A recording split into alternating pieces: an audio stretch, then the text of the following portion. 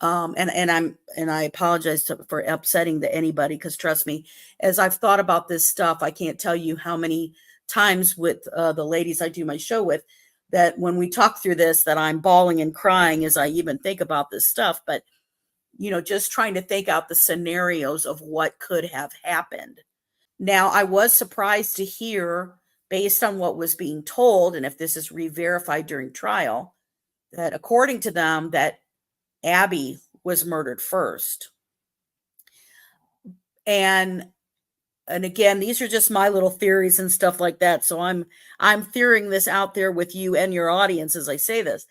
But as I thought about that more, it made me think of a couple of things. So one thing during the pretrial info that was going on that really at the time pissed me off was that Richard Allen had made the comment when he got moved to Wabash Valley Prison that he was sorry that he killed Abby.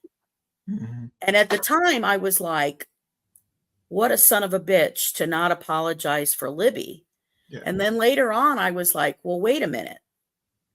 Maybe he didn't say sorry for killing Libby because he didn't. Okay, good point. And that we could have had, and again, this is total speculation here, but we could have, Tony Klein could be with Libby. We could have Richard Allen over near Abby.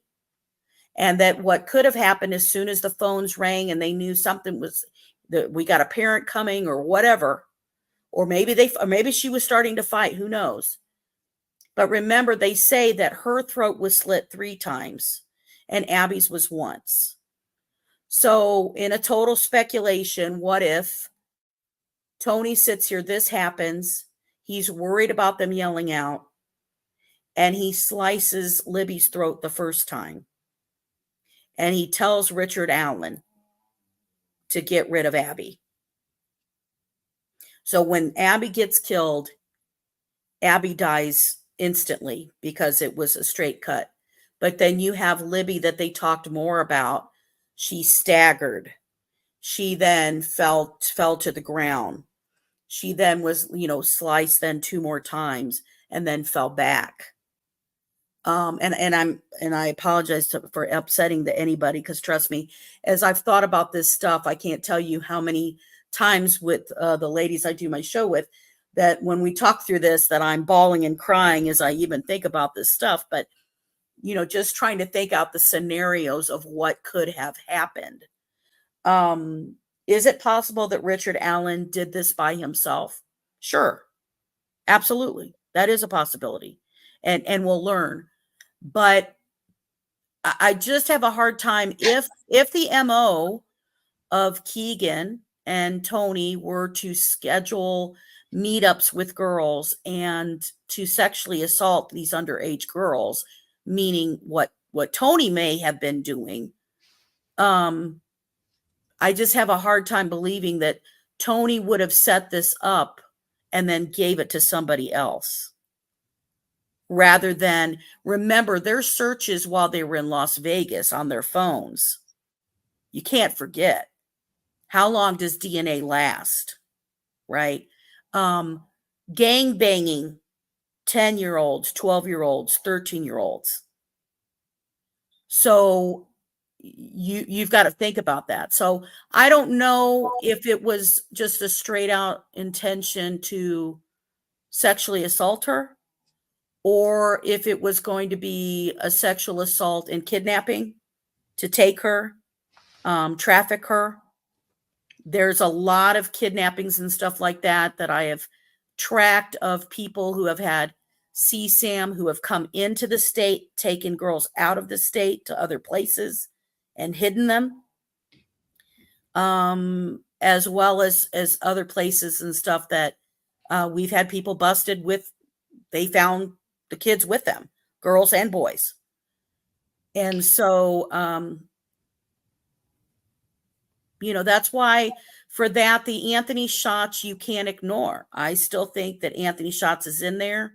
I think he even could have told him to meet them on the other side of the bridge. I think it was specific to say about meet me on the other side of the bridge. and that's why that they crossed it.